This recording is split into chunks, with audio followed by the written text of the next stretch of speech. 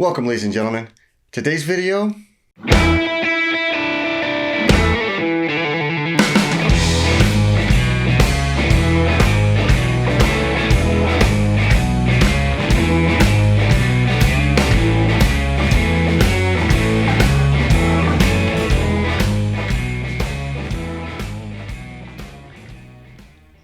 Biscuits and Gravy.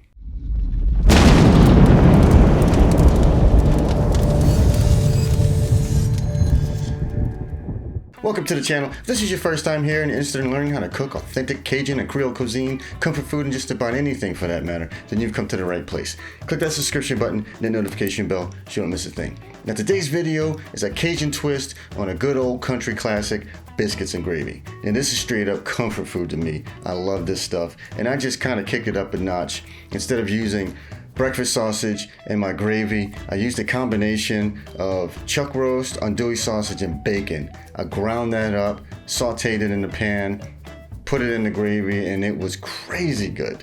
Now I have a video that I've done about 2 years ago or so of a surf and turf burger that I used this exact meat combination, and it is delicious. And I wanted to use it in a different application, and this was perfect. Without any further ado, let's go ahead and get to the kitchen so I can show you exactly what I'm talking about. All right, we're going to start off by getting our dough ready for the biscuits. Now, this is a typical biscuit recipe. I got it online. I'm going to leave it down in the description box below. But I'm going to go ahead and add all of our dry ingredients to this blender. Now, this is a Ninja blender, and it has blades on it, kind of like a food processor. Now, if you have a food processor, please use that because this blender is actually a little too strong for this application. But hey, you got to make do with what you have, right? So we're going to add all of our dry ingredients here, and then we're going to give it a couple of pulses to mix it, and then we're going to move on and add our butter.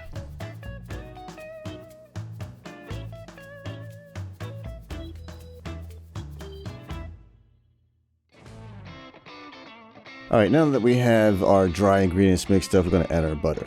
Now what I did is I took a cold stick of butter, cut it into small cubes. I put it back into the refrigerator until it was time to use. And so now I'm going to go ahead and add this cold butter. Now the idea here is to get it blended up to a point to where you have like little pea-sized chunks of butter mixed with your flour. Now I ended up getting it a little bit smaller than I wanted, but it's okay. It still worked out just fine. Now we're going to go ahead and transfer this mixture into a mixing bowl and get ready to add our wet ingredients. Alright, we're going to slowly drizzle this buttermilk into the dry ingredients, and then we'll mix it with this fork until everything becomes well incorporated, and then we'll get hands-on from there. Alright, we want to go ahead and mix this until it just comes together. It's important to not over-knead your dough. Alright, now what we want to do is flour our work surface. Now in my case, I'm going to go straight onto the countertop. Now you just want to give it a light coating of flour, and then what we're going to do is shape our dough. Now I'm going to go ahead and use this little bench scraper here. I want to try to get a decent little ball of dough, and then what we're going to do from here is we're going to cut this into 4 equal parts. Alright, now once we get that cut into 4 sections, we're going to stack it on top of each other because we want these biscuits to kind of have layers.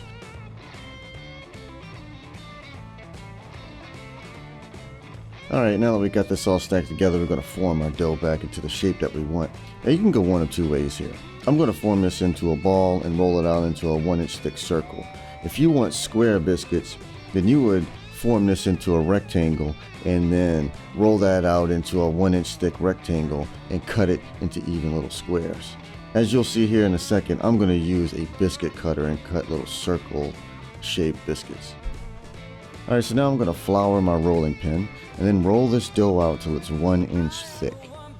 Then I'm going to take my 3 1/4 inch biscuit cutter, cut as many biscuits out of it as I can. Then I'll take the scraps, form it into a ball, repeat the whole process over and over until I hardly have any dough left. Once we get to that point, we'll take all of our biscuits, put it on a parchment paper lined baking sheet, and then put them back in the freezer so that the butter can firm up.